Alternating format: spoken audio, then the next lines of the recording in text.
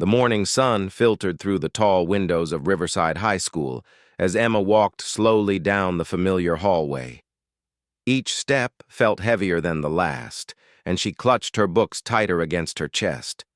The doctors had given her 6 months, but she knew it would be less. The way her mother cried when she thought Emma wasn't looking, the way her father's hands shook when he hugged her goodnight. These small signs told her everything she needed to know. Emma had always been the quiet girl who sat in the back of the classroom, the one who helped others with their homework but never asked for help herself. She had grown up in this small town where everyone knew everyone, and she had watched from afar as Alex Rodriguez became the golden boy of their school. He was everything she wasn't: popular, confident, and surrounded by friends who hung on his every word. Alex was the star quarterback, the boy who could make anyone laugh, and the one who dated the prettiest girls in school. His father owned the largest business in town, and everyone expected Alex to take over one day. He lived in a world of Friday night football games, weekend parties, and college scholarship offers. Emma lived in a world of hospital visits, medical bills, and counting days. The thing about small towns is that invisible barriers exist between different social circles, and Emma had never tried to cross those barriers. She spent her lunch breaks in the library, helping the librarian organize books. She volunteered at the local animal shelter on weekends, finding comfort in the unconditional love of rescued dogs and cats. Her best friend Sarah often told her she should talk to more people, make more connections, but Emma always felt like she was watching life happen to other people while she remained safely on the sidelines. The first time Alex noticed Emma was during junior year, when she accidentally dropped her books in the hallway. Papers scattered everywhere, and Emma felt her cheeks burn with embarrassment as students stepped around her mess. Alex had been walking with his usual group of friends when he saw her struggling to gather everything. Without hesitation, he broke away from his group and knelt down to help her. "Let me get those for you," he said, his voice gentle and warm. Emma looked up, surprised to find him actually seeing her for the first time. His brown eyes were kind, not mocking like she had expected. "I'm Alex, by the way. I know we haven't really talked before." "Emma," she whispered, accepting the papers he handed her. Their fingers touched briefly, and she felt something she had never experienced before.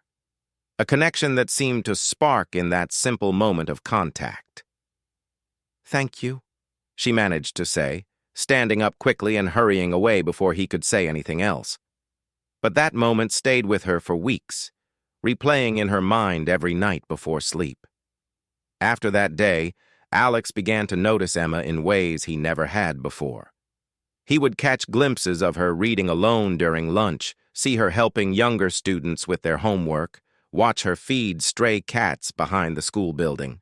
There was something about her quietness that drew him in, something peaceful and real that contrasted sharply with the noise and pressure of his usual social circle. Alex started making excuses to visit the library during his free periods. He would pretend to research topics for classes while actually watching Emma organize books and help other students. The librarian, Mrs. Henderson, noticed his sudden interest in academic pursuits and often assigned him to work alongside Emma on various projects.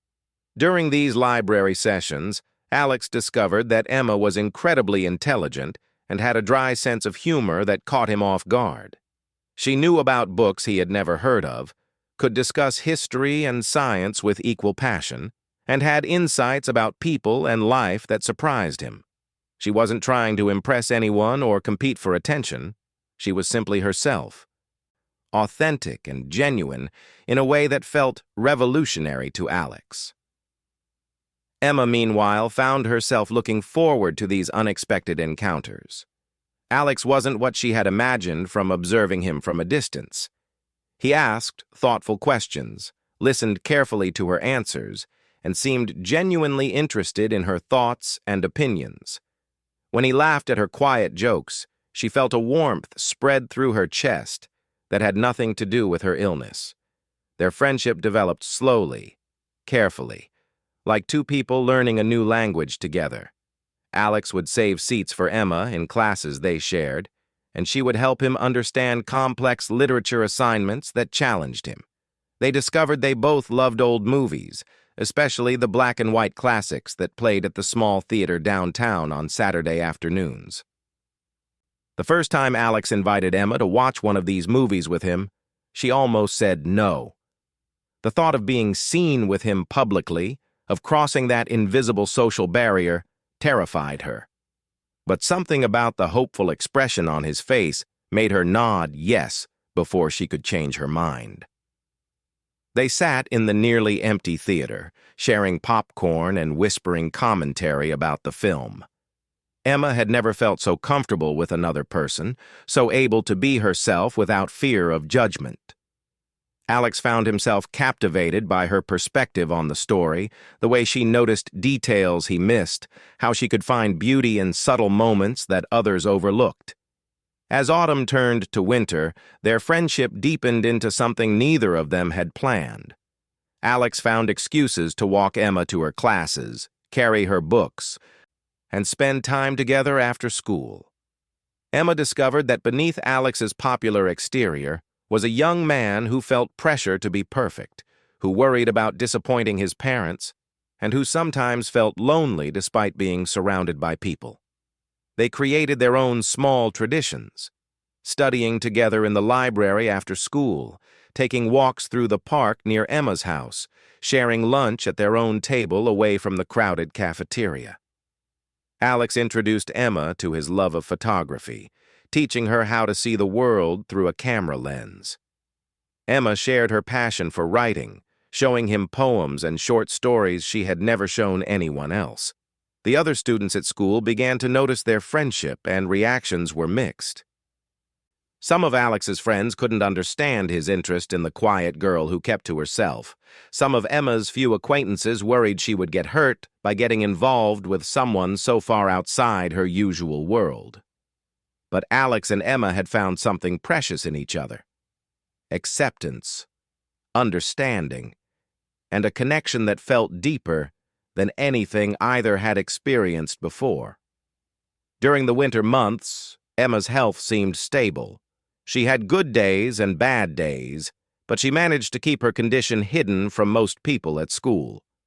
Only Sarah knew the full truth about Emma's diagnosis, and she watched with a mixture of happiness and concern as her best friend fell in love for the first time. Alex sensed that Emma was holding back something important, but he didn't push her to share whatever she was keeping private. He simply tried to be present for her, to make her laugh when she seemed sad, and to create moments of joy in their everyday interactions. He had no idea that Emma was memorizing every detail of their time together, storing up these memories like treasures for whatever time she had left. Winter gave way to spring, and their relationship continued to grow stronger. They attended school dances together, spent hours talking about their dreams and fears, and created a bond that surprised everyone who knew them. Alex's grades improved with Emma's help, and Emma came out of her shell more with Alex's encouragement and support. But Emma knew that everything was about to change. The headaches were getting worse, and she was having trouble hiding her symptoms. Doctor appointments were becoming more frequent, and her parents' worried conversations were getting harder to ignore. She realized she was living on borrowed time, and soon she would have to make the hardest decision of her life: whether to tell Alex the truth and risk breaking his heart, or to find a way to protect him from the pain she knew was coming. Spring arrived early that year, bringing with it a sense of renewal and possibility that made everything seem more vibrant and alive. The cherry trees around the school bloomed in brilliant pink clusters, and Emma found herself noticing beauty in small details more than ever before. Alex had given her a camera for her birthday, a simple digital model that she carried everywhere, capturing moments she wanted to remember forever. Their relationship had evolved into something beautiful and deep. Alex had officially asked Emma to be his girlfriend during a quiet moment in the library, and she had said yes with tears of happiness in her eyes. They were an unlikely couple by most standards, but their connection felt natural and right to both of them. Alex's friends had gradually accepted Emma into their group, drawn in by her genuine kindness and dry wit. Emma's confidence had grown with Alex's love and support, and she began to participate more in school activities and social events. But beneath the surface happiness, Emma was fighting a losing battle with her illness. The headaches that had started as occasional nuisances were now daily occurrences. She was losing weight despite trying to eat normally, and fatigue hit her at unexpected moments. Her parents had scheduled more tests, more consultations with specialists, and Emma could see the fear growing in their eyes with each appointment. The most difficult part was hiding her deteriorating condition from Alex. She had become expert at making excuses for missed dates, at covering dark circles under her eyes with makeup, at smiling through pain that sometimes took her breath away. Sarah begged her to tell Alex the truth, but Emma couldn't bear the thought of watching the light fade from his eyes when he learned she was dying. Alex, meanwhile, was making plans for their future with the innocent confidence of someone who believed they had all the time in the world. He talked about taking Emma to his senior prom, about visiting colleges together, about summer road trips and adventures they would share. Each conversation about the future felt like a knife twisting in Emma's chest. But she smiled and nodded and pretended to share his dreams. One particularly beautiful afternoon in April, Alex suggested they skip their last class and take a walk through the park where they had spent so many afternoons together. Emma hesitated, knowing she had a doctor's appointment later that day for test results she was dreading, but Alex's hopeful expression convinced her to steal a few more hours of happiness. They walked hand in hand along the familiar paths, stopping to photograph wildflowers and interesting cloud formations. Alex was unusually quiet, and Emma wondered if he was finally beginning to sense that something was wrong. They found their favorite spot by the pond and sat on the weathered wooden bench that had become their unofficial meeting place. "I've been thinking about us a lot lately," Alex said, turning to face Emma directly. "About how lucky I am to have found you, how much you've changed my life for the better." Emma's heart clenched at the sincerity in his voice. She wanted to tell him everything in that moment, to be completely honest about her condition and what the future really held for them. Instead, she reached for his hand and squeezed it gently, trying to memorize the warmth of his touch. "You've changed my life too," she whispered. And it was absolutely true. Alex had given her experiences and feelings she never thought she would have. He had made her feel valued, loved, and beautiful for the first time in her life. Alex pulled a small, wrapped package from his jacket pocket and handed it to Emma with nervous excitement. "I got you something. It's not much, but I saw it and thought of you immediately." Emma unwrapped the gift carefully, revealing a delicate silver necklace with a small pendant shaped like an open book. Inside the book was engraved a single word: always. "I wanted you to have something that represents how much our story means to me," Alex explained, his cheeks flushed with emotion. "And I want you to know that no matter what happens, no matter where life takes us, you'll always be the most important chapter in my story." Emma felt tears threatening to overflow as Alex fastened the necklace around her neck. The weight of the pendant against her chest felt like both a promise and a burden. She wanted desperately to deserve his love, to be able to give him the always he was asking for. That evening, Emma sat in the sterile waiting room of the medical center with her parents, the silver necklace hidden beneath her shirt. The oncologist's words seemed to come from far away, clinical terms that described the progression of her condition and the limited options remaining. 6 months had become 3 months, possibly less. The treatments they had hoped would slow the disease had proven ineffective.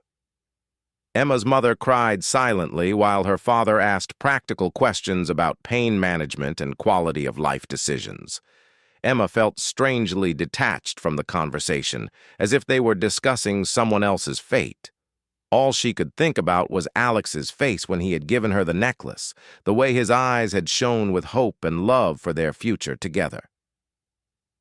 The drive home was silent except for the sound of her mother's quiet sobbing. Emma stared out the window at the familiar streets of her hometown, wondering how many more times she would see these sights.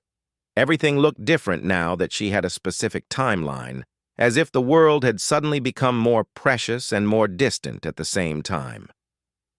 That night, Emma sat at her desk and tried to write Alex a letter explaining everything she hadn't been able to tell him. She started and stopped dozens of times, crumpling up pages of inadequate words. How do you tell someone you love that you're leaving them not by choice, but by circumstance? How do you explain that every moment of happiness they've shared has been shadowed by the knowledge that it can't last? Over the next few weeks, Emma threw herself into spending as much time as possible with Alex, trying to create enough beautiful memories to last him a lifetime. They attended school events together, took countless photographs, and shared conversations that ranged from silly to profound. Alex noticed that Emma seemed more intense lately, more focused on capturing and remembering every detail of their experiences together, but he attributed it to the normal nervousness of approaching graduation and the changes that would bring. Emma also began to subtly prepare for her absence in Alex's life. She encouraged him to reconnect with old friends he had grown distant from, suggested he might want to focus more on his college applications and football training. She tried to plant seeds that might help him rebuild his social connections when she was no longer there to fill that space in his life. The hardest part was watching Alex make plans that included her. He researched colleges they could both attend, talked about summer jobs they could work together, and even mentioned visiting Emma's family for holidays. Each future-oriented conversation felt like a betrayal of the truth Emma was keeping from him. By May, Emma's condition was becoming harder to hide. She had missed several days of school, claiming various minor illnesses. Her appetite had disappeared almost completely, and the constant pain made it difficult to concentrate on anything for extended periods. Sarah had become her accomplice in maintaining the pretense, covering for her absences and helping her keep up with schoolwork when she felt too sick to attend classes. Alex's concern was growing more obvious every day. He noticed Emma's pale complexion, her lack of energy, and the way she sometimes seemed to drift away mentally even when they were together. He asked her repeatedly if everything was okay, if there was anything he could do to help, but Emma always assured him she was just tired or stressed about graduation. One afternoon in late May, Emma realized she couldn't keep up the charade much longer. She was sitting in the library with Alex, supposedly studying for final exams, but the words on the page kept blurring together. A sudden wave of nausea forced her to excuse herself quickly, and she barely made it to the bathroom before becoming violently ill. When she returned to the library, Alex was waiting with obvious worry etched across his features. "Emma, you're really sick," he said, standing up and moving toward her. "Let me take you home. Let me call your parents." "I'm fine," Emma insisted automatically, but even she could hear how unconvincing she sounded. "I think I just ate something that didn't agree with me." Alex studied her face carefully, and Emma could see him beginning to piece together all the small signs he had been noticing for weeks. The weight loss, the fatigue, the missed school days, the way she sometimes seemed to be memorizing moments instead of just living them. "Emma," he said quietly, reaching for her hands, "please tell me what's really going on. Whatever it is, we can face it together. You don't have to carry this alone." Emma looked into his worried brown eyes and felt her carefully constructed walls beginning to crumble. The urge to tell him everything, to share the burden she had been carrying alone for so long, was almost overwhelming. But when she imagined the pain and fear that would replace the love and hope she saw in his expression, she found the strength to maintain her deception a little longer. "I promise I'm okay," she lied, hating herself for the words even as they left her mouth. "Just stressed about graduation and everything changing soon." Alex nodded, but Emma could see he wasn't entirely convinced. She realized that her time for keeping the secret was running out, and soon she would have to make the most difficult decision of her life. The last week of May brought an unusual heat wave that made everyone at school sluggish and irritable. Emma had been in and out of the hospital twice that week, though she told Alex she was visiting a sick relative in another town. The lies were getting harder to keep track of, and the guilt was almost as painful as her physical symptoms. Her doctor had been brutally honest during their most recent appointment. Emma had weeks left, possibly less. The tumor had grown more aggressive than anyone had predicted, and her body was beginning to shut down in small but noticeable ways. Her parents had discussed the possibility of withdrawing her from school to focus on comfort care, but Emma had begged for just a few more days to say goodbye in her own way. Alex had been accepted to 3 different colleges, each offering him full scholarships for football. His parents were thrilled, his friends were envious, and his future stretched out before him like a golden path. Emma listened to his excited planning with a smile that felt like it might break her face, nodding and commenting appropriately, while her heart shattered a little more with each dream he shared. The silver necklace he had given her never left her throat. She touched it constantly, a nervous habit that had developed over the past few weeks. The word "always" pressed against her skin felt like both a comfort and a cruel reminder of promises that couldn't be kept. On the Tuesday of the final week of classes, Emma knew she couldn't maintain the pretense any longer. She had woken up that morning with such severe pain that her mother had wanted to take her directly to the hospital. But Emma had insisted on going to school one last time. She needed to see Alex, to find a way to begin saying goodbye without destroying him completely. She dressed carefully that morning, choosing the blue sweater that Alex always said brought out her eyes, and spent extra time with makeup to hide the gray pallor that had become her constant companion. In her backpack, alongside her regular school supplies, she carried a letter she had finally managed to finish writing. It contained everything she couldn't say out loud, all the love and gratitude and apologies she needed Alex to know. The school hallway felt different that day, charged with a finality that made every interaction seem significant. Emma moved slowly, partly because of her weakness and partly because she was trying to memorize everything. The sound of locker doors slamming, the chatter of students excited about summer vacation, the way the late spring sunlight fell through the tall windows and created patterns on the worn linoleum floor.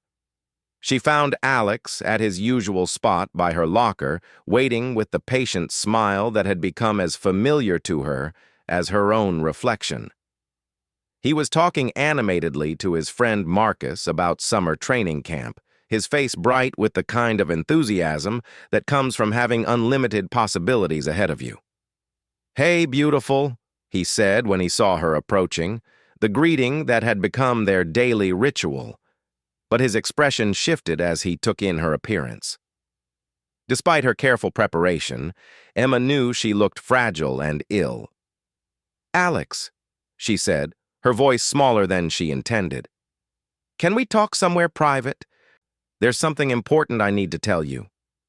Something in her tone must have warned him, because the easy smile faded from his face. He nodded seriously and took her hand, leading her away from the crowded main hallway toward the quieter section near the art rooms where they could have privacy. They found an empty classroom, and Alex closed the door behind them. The silence felt heavy and expectant. Emma sat down in one of the student desks, suddenly feeling exhausted beyond measure. Alex pulled up a chair directly in front of her, close enough that their knees were almost touching. "Emma, you're scaring me," he said quietly. "Please, whatever it is, just tell me. We can work through anything together." Emma looked at him sitting there, so young and hopeful and completely unprepared for what she was about to say. His dark hair was slightly messy from the wind outside, and his brown eyes were focused on her with complete attention and trust. She memorized his face in that moment, knowing it might be the last time she saw him look at her with such uncomplicated love. "I'm sick, Alex," she began, her voice barely above a whisper. "Really sick. I have been for almost a year now." Alex's eyebrows drew together in confusion. "Sick how? Like, do you need surgery or treatment or something? Why didn't you tell me sooner?"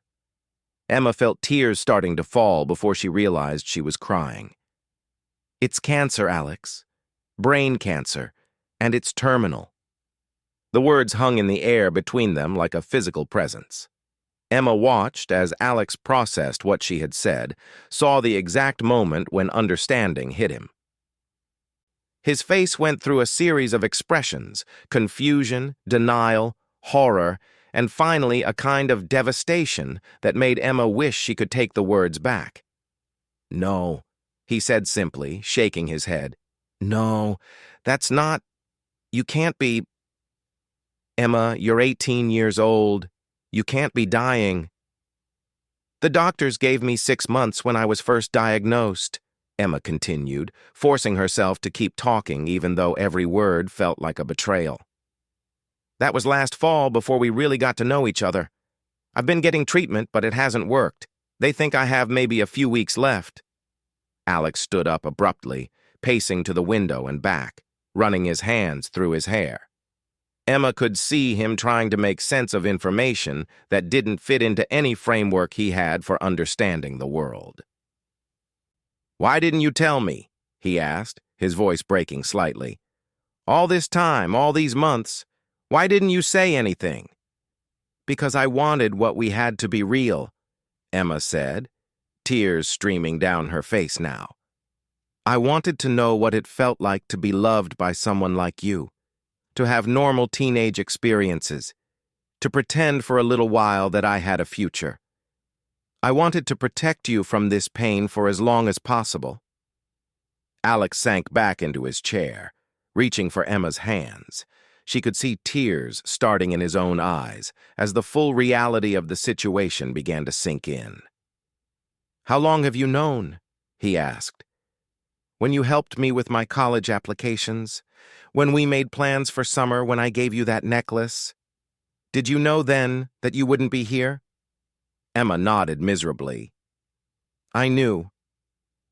I've known the whole time. I kept hoping the doctors were wrong, that maybe I would be the miracle case, but deep down I knew. I'm so sorry, Alex. I'm sorry for lying to you, for letting you fall in love with someone who can't stay." They sat in silence for several minutes, both crying quietly. Alex held Emma's hands tightly, as if he could somehow anchor her to life through physical contact. Emma could see him struggling to process everything she had told him, to reconcile the girl he loved with this devastating new information. "What happens now?" he finally asked. "Are you still going to treatment? Are there other options?" "I'm going to stop the aggressive treatments," Emma said gently. "They're not helping anymore, and they're making me sicker. I want to spend whatever time I have left actually living, not sitting in hospitals. My parents are setting up hospice care at home." Alex's face crumpled at the word hospice, and Emma realized he was beginning to understand the finality of her situation. This wasn't something that could be fought or overcome or solved. This was simply the terrible reality of her life ending far too soon. "I don't know how to do this," Alex whispered. "I don't know how to love someone I'm going to lose." "You don't have to do anything," Emma said, reaching up to touch his face gently. "You've already given me more happiness than I ever thought I'd have. You made me feel beautiful and valuable and normal. You gave me the most wonderful months of my life." "But I love you," Alex said, his voice fierce with emotion. "I love you so much, Emma. I can't just lose you. There has to be something we can do, some treatment somewhere, some experimental program." Emma shook her head sadly. "I've looked into everything, Alex, My parents have consulted with specialists all over the country. Sometimes there just aren't any good options." They talked for the rest of the class period, Alex asking difficult questions and Emma answering as honestly as she could. She told him about the symptoms she had been hiding, the hospital stays she had lied about, the constant fear she had lived with while trying to maintain the illusion of normalcy. Alex listened with a mixture of heartbreak and admiration, beginning to understand the incredible strength it had taken for Emma to carry this burden alone, while still being present and loving in their relationship. When the bell rang, neither of them moved. The thought of returning to the normal world of high school seemed impossible when their entire reality had just shifted so dramatically. "Emma," Alex said, his voice steady despite his tears, "I want to be with you through this. However long you have left, however hard it gets, I want to be there." Emma felt a mixture of relief and terror at his words. She had been so afraid that telling him the truth would drive him away, but she had also been afraid that he would want to stay and watch her die. "It's going to get harder," she warned him. "I'm going to get sicker. I might not always be myself toward the end." "I don't care," Alex said firmly. "You're the most important person in my life. I'm not going anywhere." Over the next few weeks, Alex proved true to his word. He spent every possible moment with Emma, helping her family prepare for what was coming, while trying to make her remaining days as meaningful as possible. He learned about her medications, talked to her parents about practical arrangements, and researched everything he could about her condition so he could better understand what she was experiencing. Emma's health declined rapidly once she stopped the aggressive treatments. The headaches became constant, and she began having seizures that left her confused and exhausted. Alex was there through all of it, holding her hand during the worst episodes, reading to her when she was too weak to hold books herself, and helping her family navigate the difficult decisions that came with end-of-life care. The night before Emma died, she and Alex sat together on the porch swing outside her house, wrapped in blankets against the cool evening air. Emma was very weak by then, but she was still herself, still able to talk and think clearly. "I want you to know," she said softly, "that loving you was the best thing I ever did. Even knowing how it would end, I would make the same choice again." Alex tightened his arms around her, pressing his face into her hair. "You saved me too," he whispered. "You showed me what real love looks like. You made me a better person." They sat in comfortable silence, watching the stars appear one by one in the darkening sky. Emma felt a deep sense of peace, knowing that she had been truly loved and had loved truly in return. Alex held her close, memorizing the feeling of her in his arms, trying to store up enough love to last him the rest of his life. Emma died quietly the next morning, surrounded by her family and with Alex holding her hand. Her last words were barely audible, spoken to Alex with her final breath. "Always remember, always." At her memorial service, Alex stood at the podium with trembling hands and spoke about the girl who had taught him that love wasn't about having forever, but about making the time you have together meaningful. He talked about her kindness, her courage, and the way she had faced her illness with dignity and grace. He promised to live the kind of life she would be proud of, to carry her memory forward in everything he did. Years later, Alex would become a doctor specializing in pediatric oncology, dedicating his life to caring for young people facing the same battle Emma had fought. He never forgot the lessons she taught him about love, loss, and the precious nature of time. And he always wore around his neck a small silver pendant engraved with a single word, always.